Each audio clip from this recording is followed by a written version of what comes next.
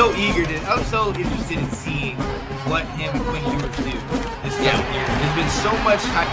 We should have a pretty dangerous running back in Blake Corum. Maryland's gone. Talia Tagovailoa. Yeah. A little too backyard football instrument.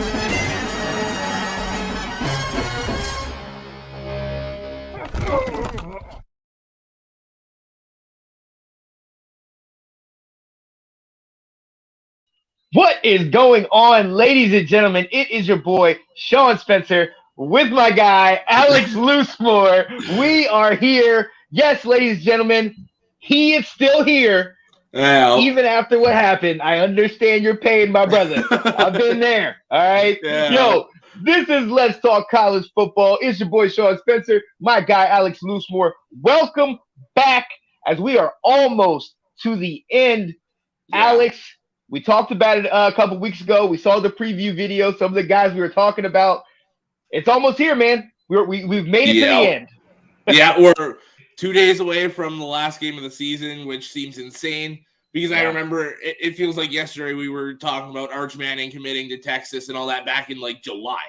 Yeah. So it's insane how quick this has gone, and it's been a phenomenal season.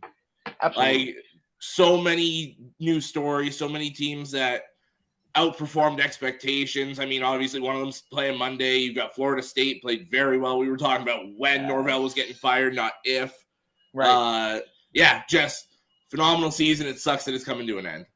Absolutely, man. We've seen it all, man. We've seen coaches get fired in the end zone, not even coming off the field. Herm Edwards, man. After the team trying to get him fired. Like Exactly, man. We've seen coaches go left and right. We've seen players go left and right, man. And honestly, man, I think we should stick right there because something that has been a topic through this entire season and something that we've talked about multiple times, the transfer portal, it's going crazy, man. People are going left and right. And I got to be honest with you, man. And I got to ask you, to me, this seems like this is the Wild Wild West. This is the most, I don't want to call them transactions, but the most just turnover that I've ever seen in one individual offseason. What are you thinking? Yeah, it's you're absolutely right. I mean, you have, for example, Deion Sanders packed up and went to Colorado. Now everyone wants to go to Colorado. You've got Matt Rule coming back to Nebraska. Fickle going to Wisconsin from Cincinnati. Like, you've got big time coaching moves. So now players are like, oh, shoot, I can play for that coach at that kind of school. Like, it's right. You've got 5-star recruits from last year that maybe aren't getting the playing time they were promised. So it's like, well, screw this. I'll go play there where I'll start for sure. Like, it's insane. You've got a group. There's like 4 or 5 Alabama players, if I'm not mistaken, that have packed up and all gone to TCU. Like, right. You got groups of players all going to the same school. Like, it's insane. It's basically what NBA free agency was back when the Miami Heat built that all-star team, and it's insane. You've got all these kids talking, and man, wouldn't it be cool if we played together at this school? And then it's like, okay, let's go. Right. And it's never been as much of a possibility as it is right now. I mean, a lot of these guys you're seeing, they're getting immediate eligibility. They're able to play next year. And I mean, look, you talked about it. All these teams that are kind of building up. Collar. I mean, Deion was not quiet about basically opening the doors and saying, hey, everybody, I'm bringing baggage, but anybody else that wants to come play for me, come on. And as you've seen, he's gotten a bunch of people. But Oregon, shout out to Alex Schomburg. Yeah. I mean, how many guys did they bring in the transfer portal? And really, like 5-star players, like right. And it really makes you, it gets you excited. I know the season is not over. We still got the championship, the pro day, everything going into the draft. But it really kind of gets you excited, like, oh, wow, okay, this guy's going here, this guy's going there. Ooh, okay, let's see what happens. That's exactly like Michigan. Like, for me, looking at our team, the one place I was worried about for next year was the offensive line. Yeah. Well, we brought in 2 tackles and a center, which are the 3 spots that are leaving. I was like, okay, we might be all right there. And then we brought in a 4 or 5 star freshman, depending where you look at it, like true freshman transfer in Ernest Hausman to play linebacker for us. And it's just like, you start looking at this and it's like, okay, maybe we'll retool and be ready to go again. Like, it really makes this offseason interesting. Yeah, it definitely does. And I hate to say this, but I know with some of these guys, you talked about Hausman and then you got Josiah Stewart. Some of these guys like, dang, I wish y'all could have played for us last week. Like, we could have used you then, but we'll get into that. That. Honestly, I think the biggest name, you sent me a message right when it happened, and right as I'm receiving your message, I had my finger on the send button to send you the exact same message. Sam Hartman, somebody we talked about earlier this year as being somebody that was in the Heisman hype, in the contention for Heisman. Obviously, he had that injury, an undisclosed injury earlier in the season. He was able to still come back and have a solid year. I mean, over 3,700 yards, 38 TDs, 12 interceptions for Wake Forest.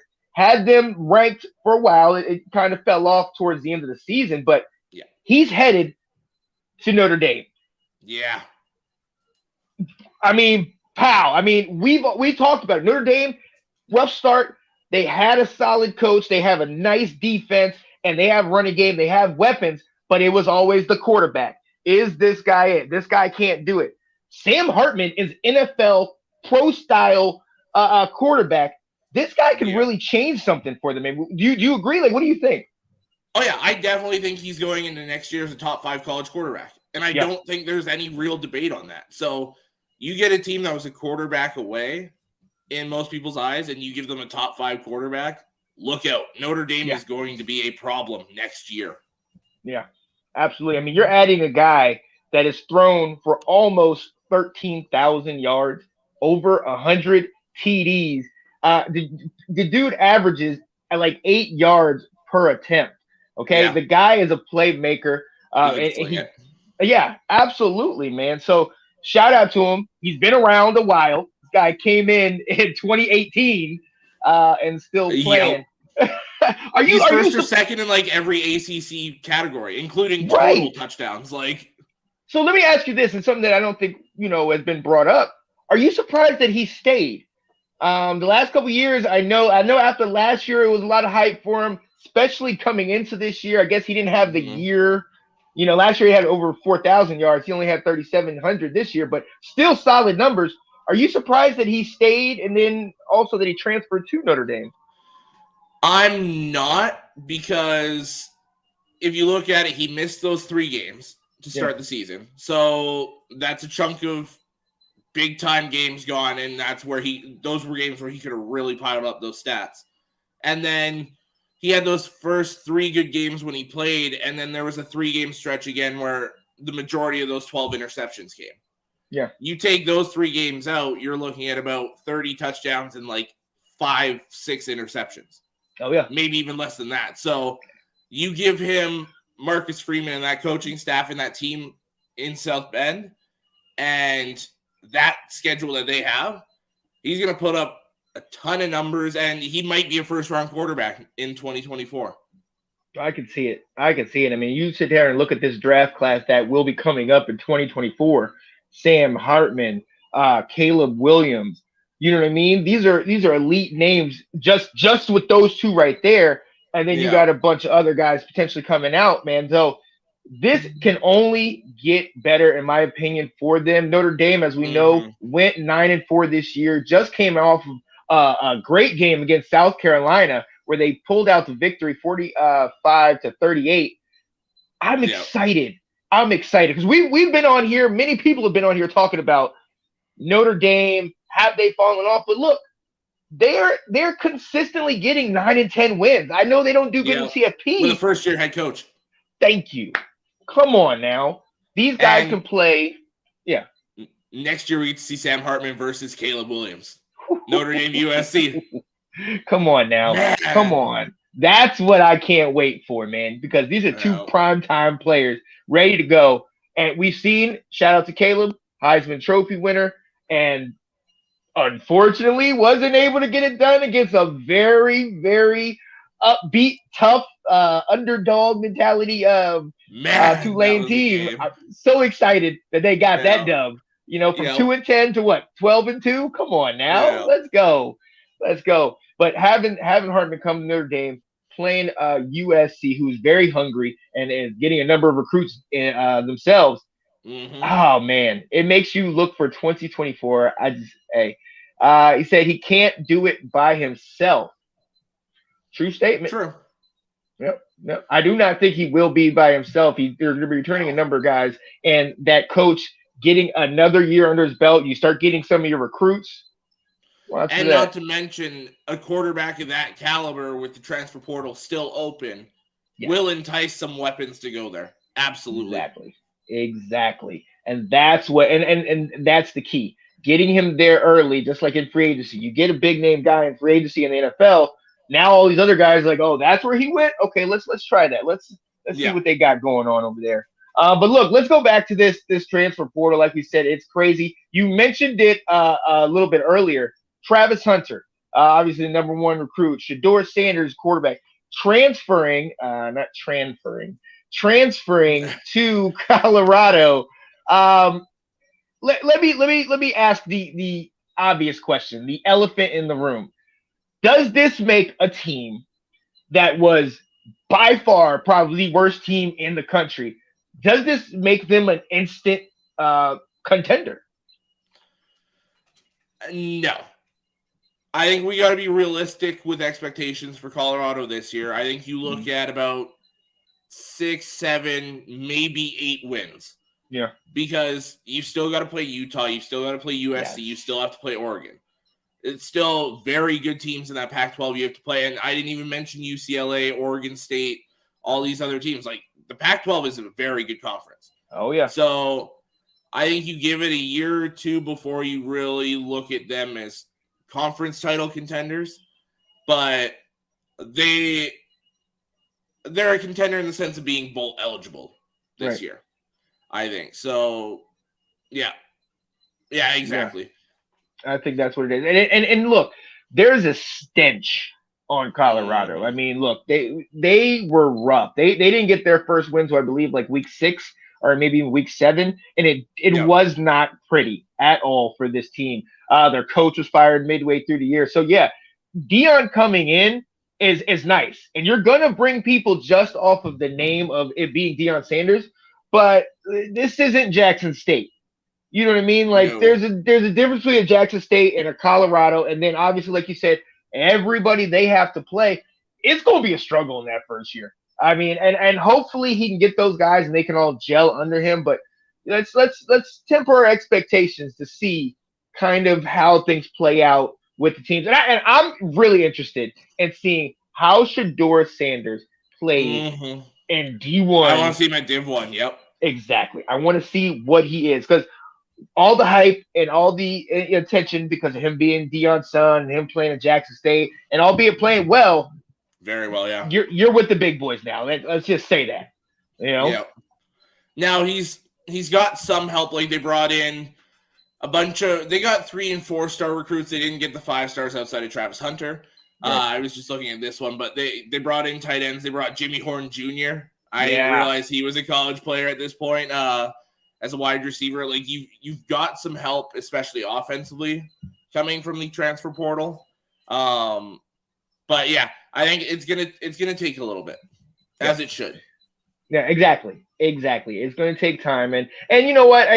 To some extent, I'm glad everybody didn't just leave and go to play with Deion. I'm glad let there be some growing pains in this, because absolutely shout out to Deion and everything he's done. But there is a little bit of swagger and hype that goes into it. It makes it, you're kind of like, okay, man, come on, bro. This ain't Jackson State. Yeah. So we'll definitely see. But look, going back to that transfer portal, I mean, there's names left and right. We talked about Hartman leaving Wake Forest. Well, in his place, NC State's ex-quarterback Devin Leary is now going to Wake. Is he? I thought he was going to Kentucky. Well, no, he's going to Kentucky. Brennan Armstrong is going to Wake. That's what I saw. I saw one of the ACC guys going. My bad. Thanks for that. Yeah, Brennan Armstrong is going to Wake, but Devin Leary going to Kentucky. these guys were two guys coming into this season that were highly touted. These guys were guys that, NC State was ranked top 15, and we were all sitting there saying, watch out for NC State. Then he got hurt, and things just kind of fell apart. They weren't the same, even though they beat my team. You know what I mean? But with Brennan Armstrong there, I'm eager to see kind of him getting back in that passing offense. He has some wide receivers. But between him, Brennan Armstrong, the year he had, Devin Leary getting back, going to Kentucky. I mean, what are your thoughts? What do you think about these guys going elsewhere? Do you think they can recreate what they had last year coming into this year? Kentucky for Devin Leary worries me a little bit just because what's been the selling point on Will Levis looking at the draft? Yeah. Well, he doesn't really have much help. Yeah. I mean, he had the running game, but when it comes to the passing game, there wasn't much there. So for someone like Devin Leary, who, again, could be one of these top quarterbacks in that 2024 draft, it's like, man, I think he could have picked a better place to go. But Brennan Armstrong, that's a definite upgrade going from Virginia to Wake Forest. Because, I mean, we saw what Sam Hartman can do. Now we'll see if it was Sam Hartman or if that's a good enough team for a quarterback to just hop in and play. Right. But Armstrong needed to get out of there, needed to change the scenery. Because that was a guy we were talking about as one of these sleepers come draft time. Yeah. And he did nothing this year. So he definitely needed to move. Yeah. I mean, we're talking about a guy that had over 4,000 passing yards the year before and to completely fall off. And albeit they had a different coach, the scheme kind of changed up a little bit. Some of his receivers left, but he had two of his top receivers still that returned to play with him. And it just was not the year that they expected. So, hey, best of luck to Devin Leary at Kentucky and also Brennan Armstrong at NC State. Another quarterback, we talked about this, DJ Ungalele. He went off to Oregon State. So that After should be his interesting. brother, a 5-star edge rusher, committed to Oregon. Right. So that, yeah. You want me to say it? Do you want me to? I'll say it for you, Nathan. They lost to Maryland. All right. They lost to your team. Now Leary didn't play that game. Absolutely, man. And if they could get their guys, I hate, and Nathan, you talked about this. Shout out to you for bringing this up. I hate that a lot of their receivers, didn't play. You talk about Grant didn't play. Who's the other guy? Demas. Dante Demas. He didn't play in that game. So, I mean, the score kind of reflected that. And NC State had some guys that were sitting as well. But, it was a good game. And there's a lot of promise there at Maryland. You discussed that all year. Oh, yeah. I've been saying all year I thought they were an 8-9, maybe 10-win team, and they finished 8-5. So, Maryland was a team I was scared of the week we played them, and they damn near beat us. So Maryland's trending in the right direction. I love what that coaching staff is doing there. They're doing a phenomenal job from what it was before they got there because it was bad. Yeah. Oh yeah, it was rough. It definitely was. So shout out to them for getting it, continually getting it done. Yeah, you saying Jarrett, Demas, Copeland. It was happening. They would leave for the draft. Absolutely. Yeah, and they did, and that's definitely a conversation we will definitely have. Then Alabama guy CJ, a good tight end. I saw he transferred out as well. Yeah. So that hurts a little bit, but it does. Hopefully, you can get some recruits. Like Alex said, they're building a good culture over there. You know what I mean? Where guys are buying in, and it's a disciplined culture, and I really like what they've done. They've been in every game. In y'all game, it was what you had. Quorum had like a 200-yard day. It took that type of game to kind of hold him. But Talia was definitely, Superman in it, balling out. They took Ohio State to their absolute limit too. So it's you're fighting with. I mean, you're fighting with two of the top dogs in the country, not just the conference. Yeah. So Maryland should be very proud of what they've done. Right. Yeah. So and the name of the game right now is building on that success. Yeah. So hopefully we can see Maryland build on that in this coming year. And let's see where they go from here. One of the quarterbacks, to continue the quarterback conversation, one of the quarterbacks that I'm very interested in seeing, somebody that made a name for himself this year, Hudson Card out of Texas. Yeah. coming into the season, obviously it was Quinn Ewers, and it was Arch Manning. You know what I mean? It's like we just bypassed Hudson Card, but then you go to that Alabama game. Ewers gets hurt very early in the game. Hudson Card comes in and damn near beats Alabama, who at that time, top 3 in the country. Mm-hmm. He's going to Purdue.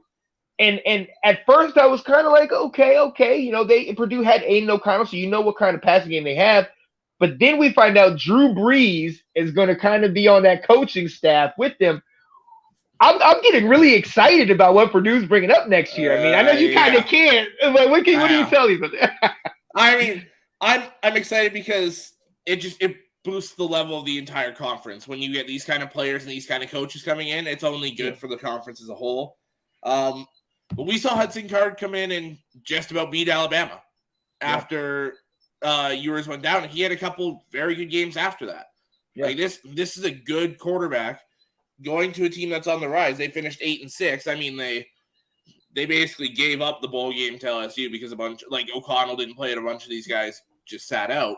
Yeah, it was ugly. Yeah, it was bad. But an 8-win football team, nonetheless. 8-5 going into that. They won the Big Ten West. I mean, it was totally up for grabs, but they won it. Yeah. And it'll be interesting to see who they actually get as the head coach and if Brees stays on and what they have for that coaching staff, because this could be a dangerous team in that Big Ten West next year with an ascending Wisconsin with Luke Fickell, an ascending Nebraska with Matt Rule. You've got it's Iowa with McNamara and Eric All now. You've got a few very good teams in that Big Ten West that we'll see what they can do. Yeah. I mean, and speak on that a little bit. And speak on the Big Ten and how that's going. I mean, I know your tight end, Eric All, he transferred to Iowa. We talk about Hudson Card. Ernest Hausman goes from Nebraska to Michigan. Talk about your guys, because there's a lot of movement in your area. And I don't want to talk the rumors of your coach. I mean, talking transferring or potentially getting out. But there's a lot of action going in there because Final Four this year had 2 Big Ten teams. So that brings a lot more attention, a lot more recognition to a very big, very solid Big Ten conference. So talk to me about all the people coming to you. Well, not to mention, just with that 2 teams in the Final Four, you had another team in the top 10 that just won a New Year's Six Bowl as well. Yep. So pretty handily those too. 3, and you got those 3 teams right up at the top, and then you're probably a year or 2 away from Wisconsin and Nebraska being real problems again. Yeah. Who knows what's happening with Michigan State, because one year they're up at the top and the next year they're not bowl eligible. So we'll see what happens there. They brought in a few more good recruits this year, so they could be dangerous again. Like I said, Maryland is always a problem. We'll see if they can recover from losing those 15 players to the transfer portal. Ohio State lost it's not transfer portal, but it's recruiting, lost a pretty big prospect for 2024. Mm. They had the number 1 recruit. I can't remember his first name, but it's Dominic Raiola's son. Oh. The old center for the Lions was the number 1 quarterback for the 2024 recruiting class. He is decommitted. So Ohio State lost a player there. I know Michigan, like I said, they got Hausman. We got Stanford's tackle and center. We got Arizona State's tackle to kind of rebuild that offensive line. Penn State brought in a few good receivers to replace Parker Washington and some of these guys that are heading out the door.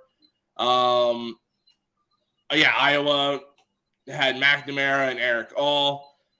You just with these high profile coaches and some of these high profile players coming to some of these schools, it's all across the board. It's not just Ohio State anymore. You got big name players going to Penn State, to Michigan State, to Wisconsin, Nebraska. Yeah. I mean, I consider Hudson Card a big time player. So Purdue, definitely.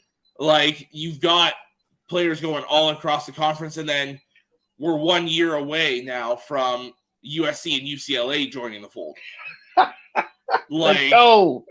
It's huge for this conference. Absolutely huge. And like you said, the idea of getting the 2 Big Ten teams in the playoff, because at first it was like, well, only only two SEC teams could get in.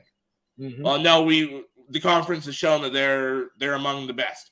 And while they both lost, this is the first time where both semifinals were single-digit games. Right. So it's just to go to the biggest stage and put on the performances both teams did. It's huge for the conference. Absolutely. And let's be honest, both teams scored over 40 points. Yeah. Your game, which we will discuss a little bit later, if you guys spotted them, 14 points. I mean, you take that away. 5 minutes of the game. Right. You take that away, and what are we talking about in this game? And then you have Ohio State, who, for the most part, brutal gave field it goal up. away from winning. Right. I mean, but they were up in that game. At one point, 38-27? Like, they were up a significant amount. 2 different times they were up 10 plus points. So, yeah.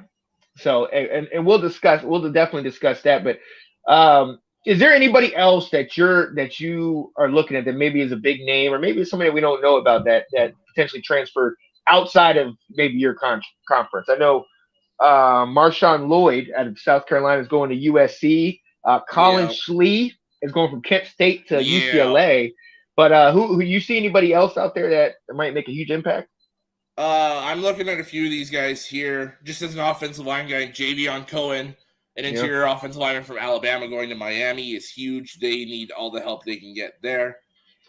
Braden Fiske, a defensive lineman, a defensive tackle from Western Michigan, is going to Florida State. They got another defensive tackle, a true sophomore from Miami. Like, Florida State's going to be a real problem in your guys' conference next year. They've done a hell of a job here.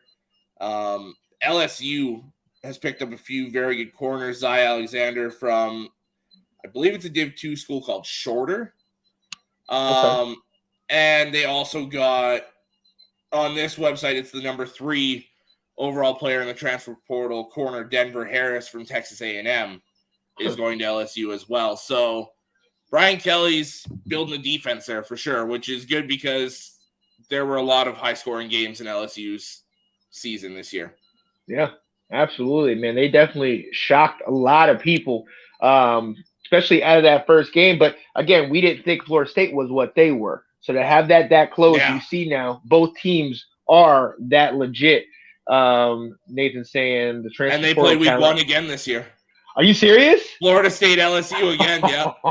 Because I saw thing. It was like one of them won Florida State won the Cheez-It Bowl, and LSU won the Citrus Bowl, which is sponsored by Cheez-It. Yeah. So it was like a joke of like that commercial of like I'm feeling the cheesiest or whatever. It's like, who's really feeling the cheesiest? Right. They opened the season against each other again. So look out for that game. Absolutely. Hey, great question. Do you think the transfer needs some fixing? Absolutely. Speak on it, Alex. What do you think, man? How can we fix it? I think you got to limit the immediate eligibility. Yeah. You can't. I think everyone should have immediate eligibility once, maybe twice, but you shouldn't be able to use it back to back. I think if I play my freshman season at, say, Michigan, and I'm like, screw this, and I go transfer to LSU, I can play immediately. But if I don't get the playing time there and I say, screw it, I'm going to USC, I should have to sit out a year. Exactly. I think that's the way to do it. Because one of the quarterbacks we didn't talk about is Kadon Slovis, who's on his 4th team in like 5-6 years. Just transferred to BYU. Is, again, immediately eligible. And I think it's getting kind of ridiculous. It is, man. Who it was another one. Tanner Mordecai. Didn't he transfer? I think he transferred somewhere else. And JT Daniels and right. Yeah. It like I opened this segment with, it is the wild, wild west. And between the transfer portal, between the NILs, I mean, look, there is a lot of room for things to be fixed. Absolutely, man. And there's a lot of things that it kind of stinks. Now, I will say this, though. One of the things that over the years that I always wanted was some version of this, because I do like having some of these smaller teams, like a TCU, prime example. TCU is built with transfers and different players that are absolutely playing like above what TCU is supposed to be. Yeah. You know what I mean? And that was one of the things that I saw in that game. Not to go back to that, but it was they didn't kind of punch you guys in the mouth like Absolutely, yeah. like we're here. You know what I mean? So Yeah. that's what I like that the transfer portal did do. But we do need to get some parameters around it. And I like your idea, what you were saying. You know. Yeah, it's out of hand and it Yeah. needs to be contained. Absolutely. So, look, ladies and gentlemen, we're going to take a quick breather. I want to show you all the shows we have at Let's Talk Football, but we're going to come back. I want to give my guy an opportunity to take a breath because we're going to have to go through a very painful part of the show. I feel for you, brother. I feel for you. All right, we'll be right back, guys.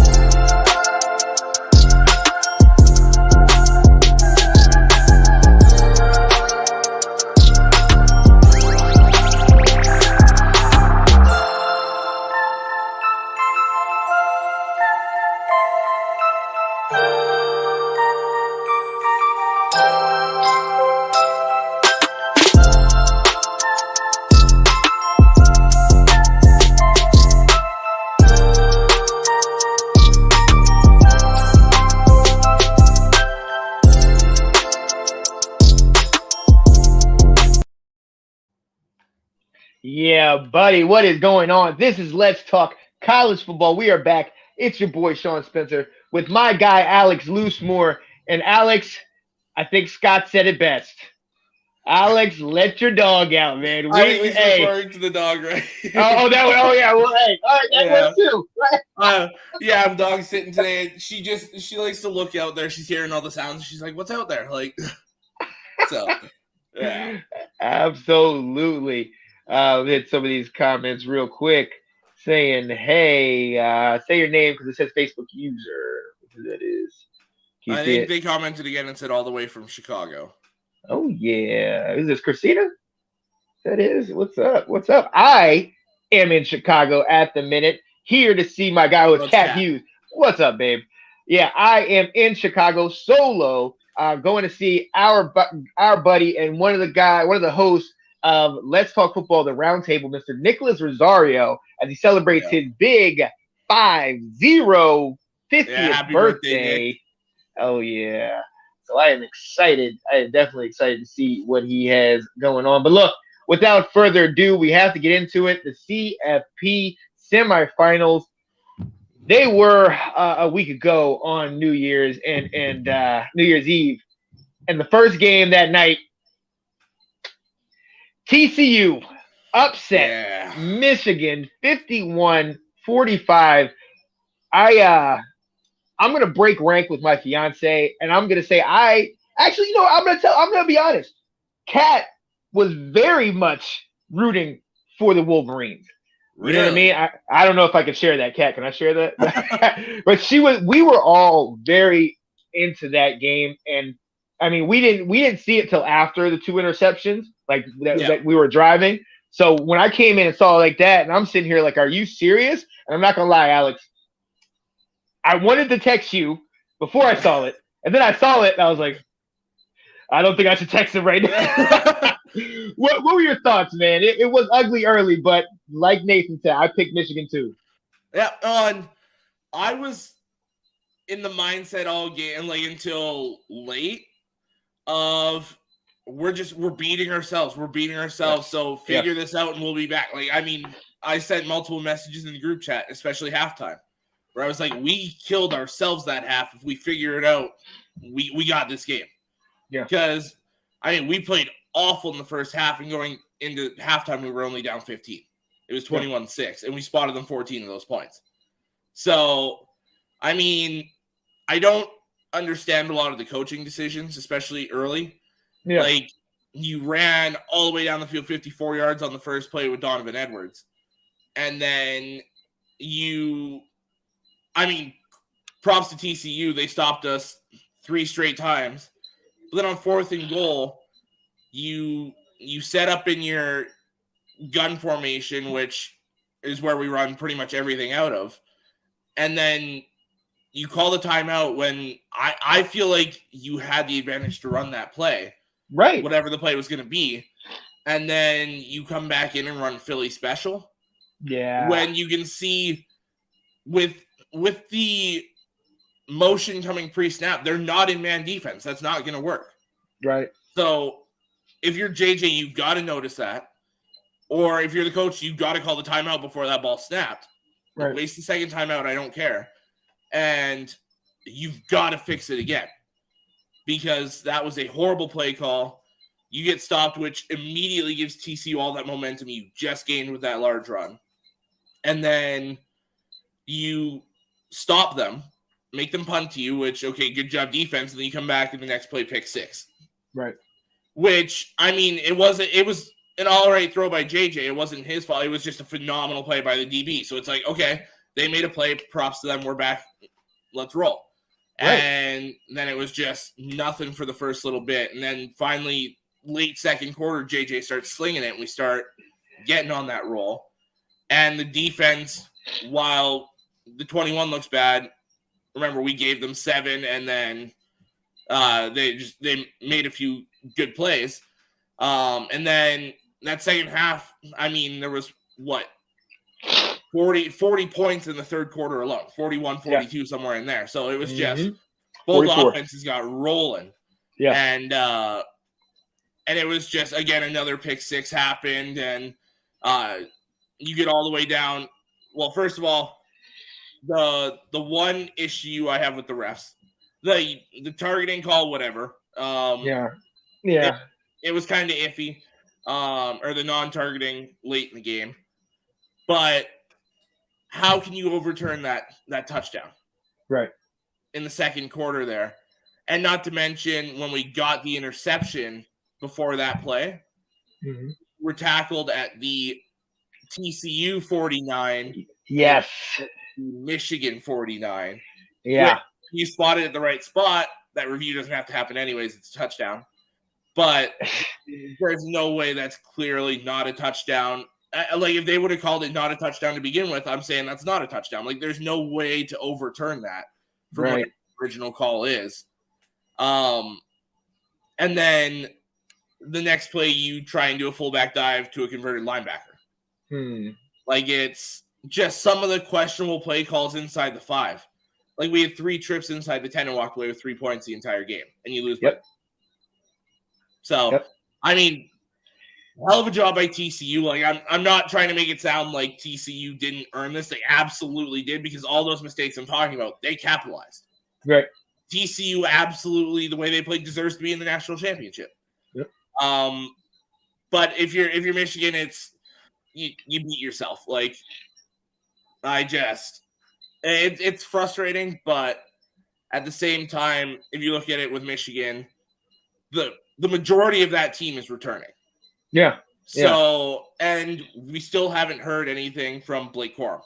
I think he's waiting to see what Harbaugh does. Exactly. So so that's the elephant in the room. We're getting a lot of comments on that. And obviously, Kat is still a Michigan State fan, saying perhaps you guys need a new head coach. Nathan saying, how much confidence do you have in Jim Harbaugh? Look, he's proven himself, because he has got you the last 6 bowls. He has got you back-to-back CFPs. He has, brought that team from, like you said, not being able to be Ohio State in a decade almost, if not more, to then coming in to now being able to not only be on par with them, but to really stick it to them. I mean, I understand he's lost those last 6 bowls, but you got to give this man some kind of credit. I don't know if I feel all his off the field stuff. Part of that, I am a little Michigan State, that's in the blood through Kat. She brought it in. But I mean, what do you honestly, as a Michigan fan, we went through this last year where he almost went to like Minnesota or the Raiders. Now again, it comes out. I mean, it gets to the point where, like, come on, man. Like, what do you feel about Harbaugh? I agree. I think all these NFL rumors, like, I mean, he said last year that the NFL thing was dead, that he didn't he was focused on Michigan, and then you see it all come back out. Yeah. And then, I mean, he did come out and say, I mean, basically kill the rumors, but then again, he said, I expect to be at Michigan. Mm-hmm. So it's like, okay, well, are you going to be at Michigan or are you not? So it's a lot of, like, it's annoying, personally, as a fan. And, I mean, it always happens with transfer portal time and signing days right around the corner and all this stuff. It's like, do you really have to do, like, are you going or are you staying? Make it clear. Right. Make it known. Yeah, exactly. My confidence in Harbaugh, though, if he's here, he's a top 5 coach in college football. He's 4 or 5, but he's top 5. If you take out the COVID year, his worst season is 8-5. Yeah. Like 8-5, 9-4, multiple, like the only team that's been better than us the last 2 years is the reigning national champions who are playing for it again. Right. We're 20. Well, we were 13-1 this year, 12-2 last year, so we're 25-3. Yeah. And Georgia's 27-1. Right. So right. I mean, it's a little weird to see all the comments about Michigan falling off because it's they built the juggernaut. Right. It's a lot of these players are here for a couple more years. Right. So it'll be interesting to see if Harbaugh goes, and then if he goes, who's taking over for him. I've got a few names in mind. I mean, Sharon Moore, the offensive coordinator, is definitely deserving of a head coaching job. Maybe Jesse Minter, the DC, if either of them don't go with Jim. And then there's a couple outside names I'm looking at. I wonder if like Dave Aranda from Baylor or Matt Campbell from Iowa State would go. Because if either of them go, we're just fine. We are just fine. So, yeah, and then the other thing to look at, too, is this investigation that's coming up with Michigan now. Because what I'm hearing is Harbaugh might miss the first 6 games of next year. So does that play into this? I mean, because when I saw that, I think it has to. Yeah, see, because then it's kind of like, it's almost a Pete Carroll situation where it's like cutting and running, before it really starts to come down on me. Like, I mean, how does the team deal with that type of stuff? You know what I mean? I think, and a lot of those players that are draft eligible are kind of sitting and waiting because I mean, like Ronnie Bell declared, but he pretty much had to. DJ Turner declared, and Blake Corum's still the big what if. Yeah. Now he's got a little over a week to decide because they've got till the 16th of January. But I mean, you look at that 6-week schedule that he could miss. It's another pretty easy opening schedule. I mean, Eastern Carolina's no slouch, so we got them right off the bat. So that one worries me a little bit. Yeah. But then after the first 3 games, you've got Rutgers at home, which like we're sure Owen Moore, Minter can walk over them. Mm-hmm. But then you're at Minnesota, who PJ Fleck has them being no slouch whatsoever, and at Nebraska, which is kind of an interesting one because if Matt Rule has them ready to go, we could be 6-0, we could be 5-1, we could be 4-2. Like it's gonna be interesting to see what happens there. It definitely will. It definitely will. I wanted to bring up this comment. Handy said, he says, was there a possibility that the fellas overlooked TCU? I know Coach Keck, coached them up, but sometimes the team will look past an opponent they consider inferior. I personally do not think so. If anything, if there's any team that I think potentially overlooked the team, I think it was Georgia. I think they kind of got smacked in the mouth by Ohio State, and we'll discuss that in a little bit. But honestly, you take away the 2 pick sixes, okay? You take away the bad ball placement where they literally spotted it like 3 yards back. And we're talking about alone right there. Right. We're talking. Yeah, you're winning right there. We're talking about an entirely different first half. And then once JJ McCarthy got going, it was a wrap.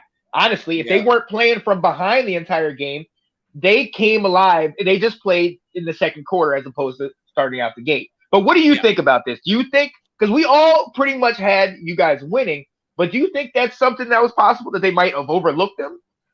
I think the coaching staff did. I don't think the players did. I think the coaching staff absolutely did. Because if you look at it all year, when we played the Ohio States, the Penn States, even when we played Georgia last year, like these big time games, you're not running Philly special 4th and 1 or 4th and goal from the 1 yard line. You're not running fullback dive to a linebacker. You're playing a whole different scheme. Yeah. I think this was kind of okay, let's see what we got to get ready for Georgia kind of game, and you're not playing Georgia now. I think the coaching staff absolutely overlooked TCU. Yeah. There it is. And maybe a lot of this stuff that's coming out with Harbaugh, maybe that's what we're seeing. It's interesting because even Mentor was under some fire on how things kind of went, man. So I'm eager to see kind of how things play out this offseason. I am very disappointed, as I know you are, because we all wanted the clash of the Titans, the Michigan, the Georgia, back. Yeah. But this game is shaping up to be quite interesting, and let's go ahead and quickly move on to the Georgia game. They come from behind to beat Ohio State. Cancel. Give me a second. Sorry about that. Again, I'm not at home, ladies and gentlemen. They come from behind to beat Ohio State 42-41 after a missed game-winning field goal by Ohio State. Let's ask the same question. Obviously, Georgia got the W, so hindsight's 2020, and Georgia's like, hey, we're good. But at the same time, did they overlook Ohio State? Like, what do you think? I don't know about them necessarily.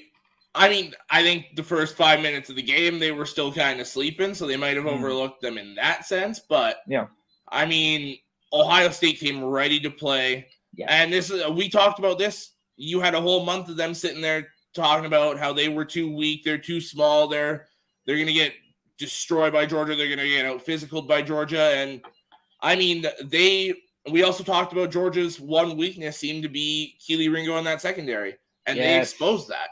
Yeah.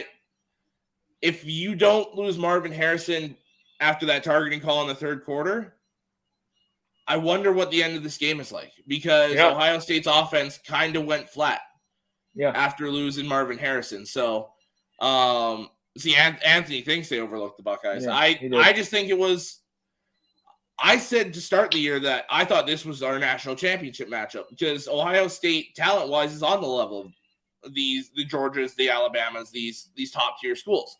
Absolutely. They've recruited just as well as all those guys. So, I think it was just two evenly matched teams having a very good game. But it was a phenomenal game. Both these games, just as a pure football fan, were phenomenal. Yeah. Like, we had those questions of should Ohio State be in, should TCU be in, should Alabama or Tennessee have gotten in. This set up perfectly. These were two very good games, the two closest semifinals we've had. So, I think Georgia earned that gritty win, which seems weird saying a gritty win at 42-41. But they were down 10-plus points two times in that game. And, I mean, props to Stetson Bennett because JT Tuimoloau and that front seven were getting pressure. But he sat there, ate it, and just fed dimes to McConkey and Bowers and Big O. And it was a very good game by both sides. Absolutely. And at the end of the day, you can't really say much else to that. Look, it was even. All the way down to the time of possession, all the way down to essentially the penalties. I think they both had 4. Yeah. All the way down to the turnover, everything. It was even, neck and neck. And yes, Stetson, he had the interception, but he still had the 3 touchdowns. And then over, how many yards did he have? Over 300? Over 400? Something like that, yeah. He had a pretty.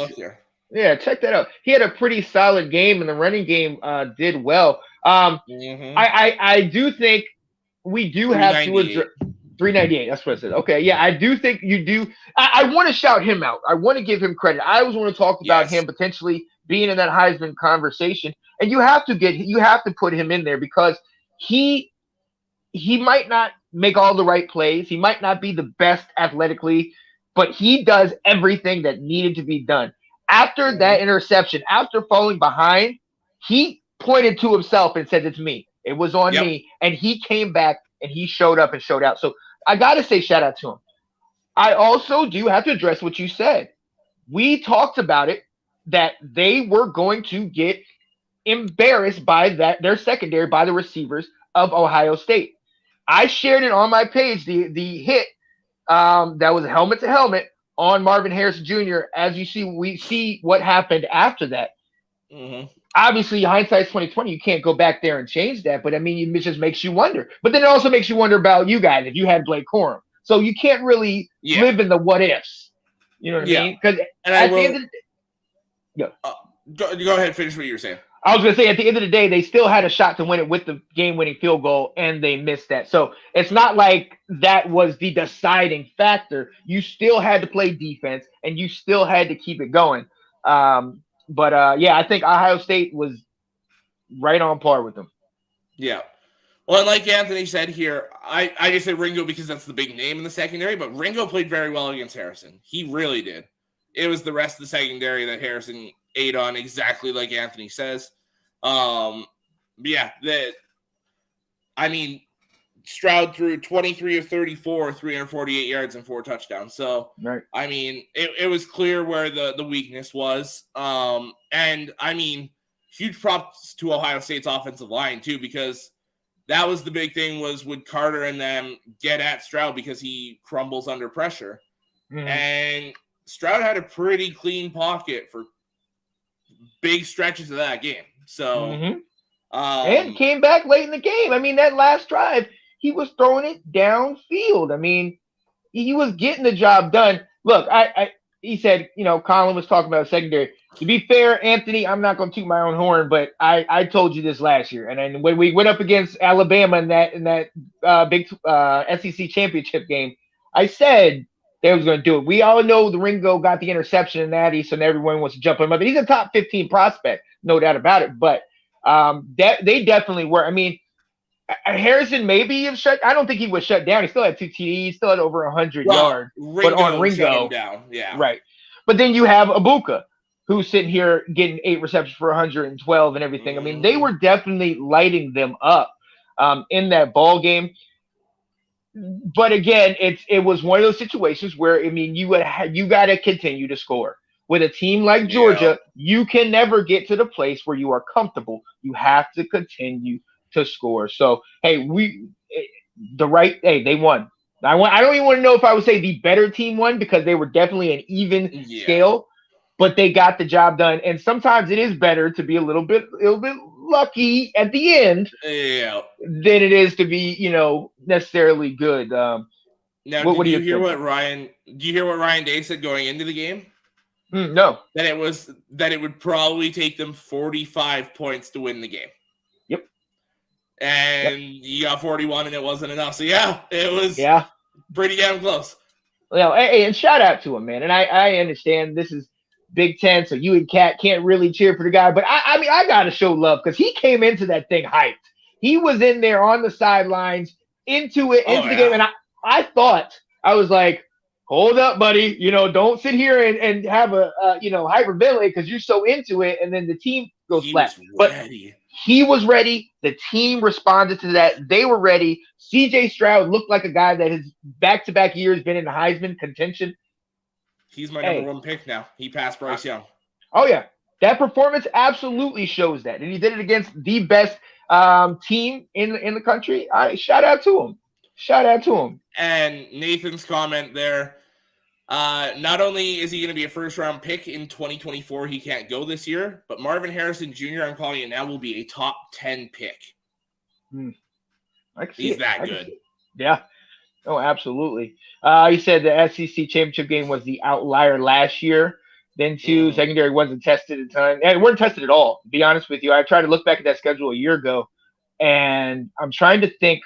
I don't know that there was anybody really that they competed with a year ago outside of the SEC championship with Alabama. I mean, they were head and shoulders above. I mean, that front seven was otherworldly. So we can definitely see why. He said, what? Number 1 pick? If Houston goes quarterback, it is CJ Stroud at this point, without a doubt. Nathan came on. Shout out to Nathan Snell, Big Nate Sports Talk, came on the show a week ago and thought the Texans should go defense or something like that. It's not a bad idea. Defense a year ago. It's not. But you definitely need. And to your point, Davis Mills. Not talking NFL, but Davis Mills. They wanted to see what they got for him. they saw that he wasn't that great, and then they went to like Kyle Allen and some of those other guys. Hey, if you have a CJ Stroud or Bryce Young, you have to make that move. You I have agree. to, So there you go. I mean, I've seen crazy Bears fans saying they should trade Fields and go get whichever one of Young and Stroud is still sitting there. Mm-hmm. Like that's how good these two are. Right. I mean, at least at the college level, we haven't Right. seen them in the NFL. But exactly. Well, do you agree with this? Alex says he thinks Bryce will go number one off of Bama and the brand and the hype. Because you can go Ohio State with the brand and the hype as well. Like I mean, now and see, it's a weird thing because before this year, it was Bama and Ohio State quarterbacks scared you. yeah, Now you've got Justin Fields, who's playing very well, just doesn't have help in Chicago at all. Yeah. And then you've got both Tua and Jalen Hurts played very well this year. So, I mean, I don't think the Brandon hype scares people as much anymore. But I don't know. I still think CJ's going to go one. I do. But they're both phenomenal college quarterbacks. I'll leave it at college quarterbacks, but they're both phenomenal. Yeah, college. So we'll see how that transitions. I'm gonna say this because Alex, your team did beat us. Quack quack. Oh, daggone Tar Heels. Come on now. Oh, Houston should be built by defense, and they have been doing that. And look, if you get an opportunity to get a Jalen Carter or get a Will Anderson Jr., obviously these are not bad picks. But you definitely don't have an offense leader. You don't have a quarterback. You have weapons on the offense, but you don't have a quarterback. You got to get a guy. I will say the idea of building that defense and waiting for Caleb Williams next year is intriguing. Very but true. Can you guarantee you're going to have the number one pick next year? Because Caleb Williams is going number one next year. Yeah. So if you can guarantee that you're going to have the number one pick, then I say go get a Will Anderson or Jalen Carter and then wait for Caleb Williams next year. But I don't think you can do that. No. I think you got to get a quarterback. And the idea of with those 2 first-round picks, not only can you get Stroud, but you can make him comfortable by pairing him with Jackson Smith and Jigba. So that he knows. Yeah, I think you have to. I think you have to sit there. You could potentially look to the future, but I don't think that Houston wants to go 2-12-1 again or 2-13. No. That no team wants to be perennial losers like this. And now you kind of feel like they finally have shaken off Deshaun Watson, maybe, and it's kind of like now they're ready to rebuild. You got to bring some guy in there that can do it. Of course, Alex. Yeah, we did play our butts off, but we didn't. That was a phenomenal game by both teams. I loved it. I was into it, but I'm gonna tell you when we got the field goal late and didn't score the touchdown, I was just sitting there like, daggone it, he's gonna win this one. Yeah, what was your thoughts on that last play? Because in the one group chat, me and Johnny and all those guys had differing opinions. And at the end of the day, they were on one side, I was on the other. Yeah, well, what are your thoughts? Because at the end of the day, we put ourselves in that situation because the entire time, even on that last drive, I'm sitting here saying, if we score a touchdown, it's game. It's not even a conversation. You know what I mean? So I hate to sound like Alec, but as soon as we were only up 6 and we got the field goal, I was like, we're gonna lose the game. Like they're gonna score a touchdown and it's gonna happen that way. But I mean, what were you thinking? So yeah, we were arguing about the exact last play because I was like, well, obviously the coach knows that you can't kick the field goal from there. He knows the kicker's range, so you absolutely go for the Hail Mary. And they're like, well, you got to try it. I'm like, no, you don't. If you've seen in practice, he can't. Like his career long was 47, and that's a 58-yarder. Yeah. So I mean, that's a wide range, and obviously you've seen in practice, like when you go into that last drive, the head coach is on the headset with the special teams coordinator saying, what's his range? Yep. Where do we feel comfortable with him kicking from? And obviously 58 was not the number. Yeah. So you put the ball in Drake May's hands and try and win that game. Now I'd put more receivers over into that pile trying to catch that jump ball, but you put the ball in Drake May's hands there. Well, hey, and like we've been saying all year, when you go to the dance, you dance with the one who brung you. Look, Drake May was 8-1 at one point, in very much in that Heisman conversation. Obviously, we lost what 3 out of the last 4 or 2 out of the last 3 or something like that, and we're not able to finish up. But still, like you said, you want to put it in his hands. He's the guy that got you to this place. But again, like we had a great middle part of this game, and then late, it's those field goals where we're not being able to get over the hump. So we put ourselves in that situation. So Yeah. I look forward to going into that when I didn't want to vent today. I'm trying to be positive. Yo. Oh, hey, real quick. Yeah, Lovey can't afford to lose this season. Yeah. This will make or break his year as a head coach. So the new HC will have to bring in a new QB anyway. Yeah. Oh, yeah. Yeah. No, yeah. He's staying. I'm sorry. Well, and Dante Moore, their 5-star quarterback, decommitted and went to UCLA. So not only did he leave, he went, well, he's not going to be in conference much longer. And I think that was a big reason for going to UCLA, but be playing closer to home a lot more. But yeah, sucks for Oregon for sure. Absolutely. So real quick, let's go into this. Again, we will be live on Monday night before the game, kind of breaking this down. Might bring a couple people on and just kind of give their perspective. Really want to see them potentially break it down and see what are the matchups to look for. Kind of similar to what we talked about last week about Georgia's secondary versus Ohio State's wide receivers, Ohio State's defense versus Georgia's offense. Let's see if the speed of TCU and that just overall heart and grit can go against, obviously, this is the coordination. Georgia's trying to be back-to-back national champions. But that 42-41 game was a game in itself. I mean, for the most part, TCU was playing ahead in their game, but that game for Georgia, I mean, they held their breath to the very end. Some would say that would take a lot out of a team. These guys have been here. They are champions. We know that. What do you think about this one? Who do you think is coming out with it? What's going to be a place that we need to look at? See, and that game could be demoralizing for Georgia, but it could also be a huge confidence boost. Very true. Georgia. Yeah. So, to me, I'm looking at one key matchup here. It's that TCU offense versus that Georgia defense. Yes. Can that offensive line that's a bit smaller but very athletic, can they hold off Jalen Carter and the rest of that front seven? Can Quentin Johnston and some of these other receivers take advantage of that secondary the way Ohio State did? What's the health of Kendra Miller, that running back? And if he's out, can DeMercado take over and do what he did against us too? So there's a lot to look at there.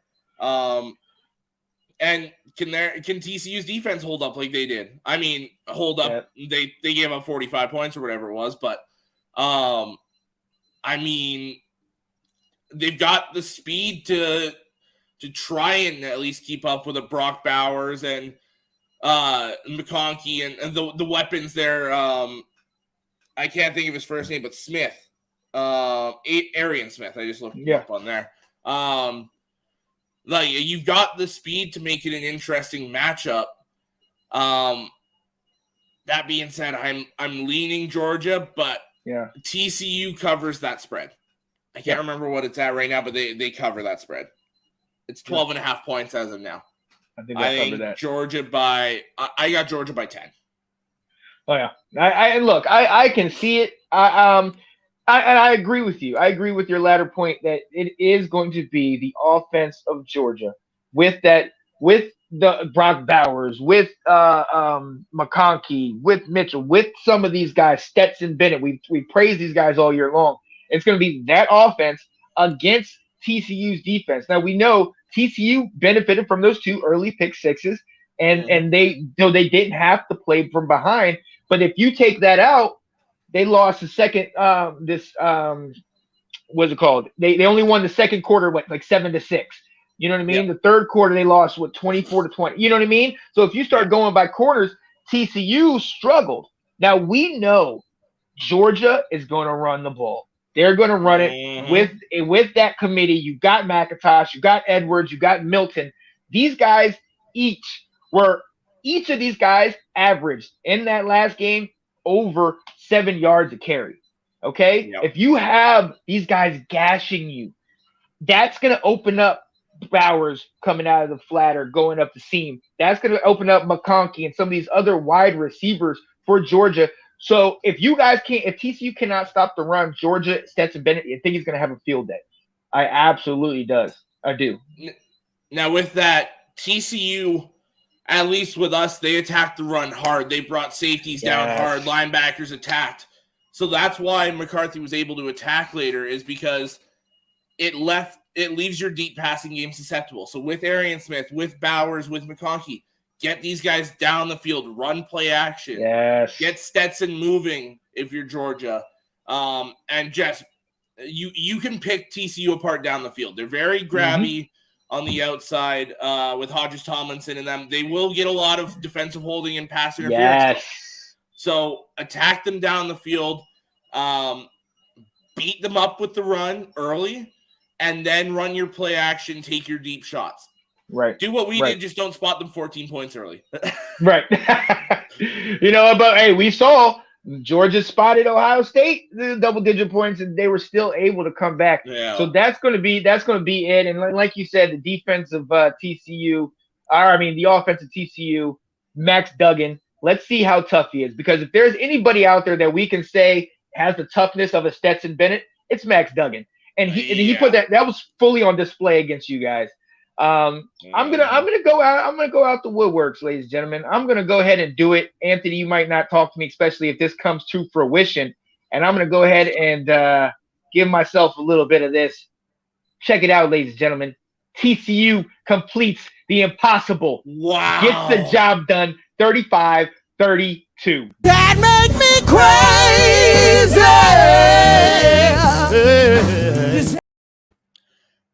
I don't think it does. There it is. I don't think it makes crazy. Yo, coming into last week, I would have been like, dude, what are you smoking? But TCU proved something to me, because I honestly, not to mention everybody had really picked against them, but TCU truly embodies that it's us against the world. Nobody thinks we should be here. Alex said it. This is how the whole world thinks. SEC is better than the Big 12. Nobody is considering the Big 12 and everything. They showed what they had to do against Big 10. This is a Georgia team that, let's be very honest, can be susceptible. Can be susceptible to being thrown against. Can be susceptible to getting gashed. And if you have a live defense that gets up on with some turnovers, watch out. Watch out. I know Stetson's already won one, but this is one where I love either quarterback getting this championship here. Absolutely. What they in their stories, and just the year Duggan's had, if he can walk away with one, man, even if you take the last 3 games, that Big 12 championship game where he's literally pushing people off him because he's exhausted and he's bleeding and he's like just willing that team to even have a shot. And then what he did against us, and then if he can pull this game off too, man. Yeah. Absolutely phenomenal. Yeah. It's the truth. Like you said, for sure, Sean, Duggan is a beast. Oh, without a doubt. Without a doubt. Kat said no hate. I do want them to win, Sean. Scott, that's what most people are thinking. Georgia 51, TCU 37. Don't count them horned frogs out. I did. We're not playing because of it. All right. We'll see. He said no fears them as a conference. No one fears them. Yeah, absolutely. But and that's another thing. And it's kind of this is you definitely have to fear this team, in my opinion. But I think this is the kind of year that lends to smashing all of those preconceived notions. You think about how people came into not even this year, last year. I'm gonna be honest with you. We can go back to the videotape, Handy. I don't mean to call you out, but Handy and a lot of other people, not just him, were sitting there saying, "Oh yeah, that coach at Ann Arbor, Michigan, what are they gonna do?" These teams have built up, and they're really starting to kind of kill all the old norms. And with the Big Ten getting 2 teams like we talked about, and 3 in the top 10, that is something that's a blast from kind of the past. But then TCU being in this spot, this is lending to the fact that you have players coming here, you have coaches coming here, and you have guys that are playing above their weight, if you will. And I just think TCU, this is almost similar to the Stetson Bennett story. Stetson was the backup. He was the walk-on. He came on. He had to be the gutsiest quarterback and grit his way through, losing in the SEC championship game, only to win the next two. And then now he's, putting his hand up to the ear and all that and dropping mics and whatnot. So this is the game that I hate to say this because I did want to see Michigan, but this is kind of the game you wanted to see because you want to see if TCU is for real. And then you also want to see if Georgia is just that team. They're just the best. So what you said? Yeah, TCU, you got a score? I got 35. I got 35-32. Wow. Okay. I say they do hit the field goal late. Yeah. Okay. Oh, wait a minute. Maryland damn sure doesn't fear anyone. Just bring it. You don't want my Tar Heels. Where's my Tar Heel stuff? I'm not at home, Nate. But if I was, there would be some Tar Heel stuff in front of you, buddy. Well, I mean, we were talking about TCU there and that Big 12 and what they're doing. I mean, look at you guys, like the ACC conference. You guys are right up at the top again. NC State was a very good team. Florida State is bringing it. They are there. Yeah. Pac-12, we got Oregon State, USC, UCLA, Utah, Washington. Like a lot of these conferences are getting their teams back. It's great to see. Absolutely. And look, let me do this right now. Let's kill this narrative. I understand it, and you might even agree with it, Alex. But there's the narrative, SEC, it just means more. All the lower tier teams in the SEC could beat the top tier teams elsewhere. That's baloney. Okay. You take Alabama out of the SEC, and the SEC is kind of on par with everybody else. Yes, they've been in there a little bit more because they've had to overcome just a titan in Alabama. But you just mentioned it, the Pac-12. You guys are not going away. Penn State, we know Clifford, who's been there since 1800s, is finally, going to the league. But they got a five-star quarterback. Exactly. You talked about the two freshman running backs they had. So these teams are starting to come out. Right. These teams are starting to come out the woodwork and really starting to play. And they're really challenging the norms. They're really challenging this norm that, this conference is just all of a sudden better than everybody and nobody can even touch them. And these top tier teams are that any given day, soon as the whistle goes, let's play the game. But it's also scheme. It's also speed. It's also, players, matchups. Quentin Johnson, I don't know how we haven't talked about this guy, absolutely has a day for TCU against you guys. That's going to be, this guy, I'm not saying he's a Marvin Harrison Jr., but he's an Emeka Ibuka. He's a guy that could play big name ball. And with he's that, number one receiver on most college football teams. Right. Then you got DeMarcado, who came in when Miller got hurt and did only, 17 carries, 150 yards and a touchdown. You know what I mean? So you have pieces to the puzzle and you have players. If anything, this year has taught us the transfer portal is alive and it's working and teams are coming together. Like you said, just like the big three with the Miami Heat, where they're like, hey, what are you doing? I'm coming here. You want to play here? Sure. What are you doing? You want to come here? Boom. Now we're all over in this one school and just making things happen. So we'll see. It's going to be a great game, or at least I hope for a great game. The only thing I do not want is a blowout. I don't want a blowout at all. No.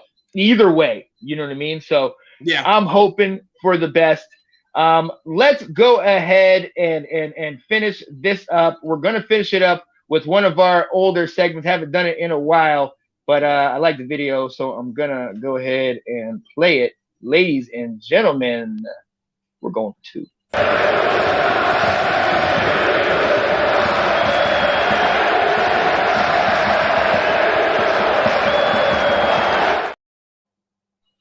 Yeah, buddy. Ladies and gentlemen, we are going for twos, equivalent to one last thought, one last word, the final message, etc., and so on. Alex, what is your going for two on this day? I just want to say I hope everyone had a really good holiday, got to spend some quality time with family, whether you see them all the time or haven't seen them in a while. We got some phenomenal football over that holiday. And enjoy this last game because we got to wait till end of August again before it comes back. So just enjoy it. I had a gulp on that one. That was Yeah, that's not a good taste in the mouth. it hurts man. saying that. Yeah, oh dang. So Yeah. if I go into really quickly, like I said, I am out here in Chicago. I'm gonna see my guy, our guy, and host of the round table, Nicholas Rosario. I'm gonna celebrate his birthday with him. Gonna shout out Foobs, head of North Sports Dynasty. His birthday was yesterday. Yeah. And just and happy New Year, man. Like you said, it's a beautiful time of the year because everything we've been talking about is finally coming to fruition. We're seeing who's in the final game, who's the top tier teams. But like you said, it is literally a countdown, and then it's just speculation to the next year. You know, it's just like what's gonna happen. What's gonna happen? A lot of it. Yeah. So we said back in August, all the talk set aside, it's go time. Now we're back to talk time right away. Yeah. And I'm not one of these people that's all like, oh, it happened so fast. But damn it, Alex, it happened so fast, man. It did. Like I said, it felt like just yesterday, you and Kate were talking Arch Manning. Like, yes. Oh. Yeah. Oh man. Well, yeah, ladies and gentlemen, so definitely appreciate the game. Definitely tune in, even if your team is not. Check us out. We will definitely be going on again on Monday, just trying to kind of preview that game, some of our keys to victory, and score predictions, things like that, things that we already basically did. But we also kind of want to potentially bring on some dogs, some Georgia fans, and I mean, I'll send a call out right now if there are any Texas Christian fans, TCU Horned Frogs out there that would like to come and make an appearance. We don't want fans that just hopped on the bandwagon. Original TCU fans. Right. So, Kat, no, you cannot come because Michigan State is not in there. Yes. But yo, definitely, if we can find somebody or a couple of them, come on and let's talk about your team, dive into it. I cannot wait. It's going to be a great game, hopefully. And hey, ladies and gentlemen, that's it. That's it, man. For your boy, Sean Spencer, my guy right here, Mr. Alex Loosemore. Hey, we will see y'all next time. Take care. Have a happy new year. Enjoy that game. And deuces. See you later, people.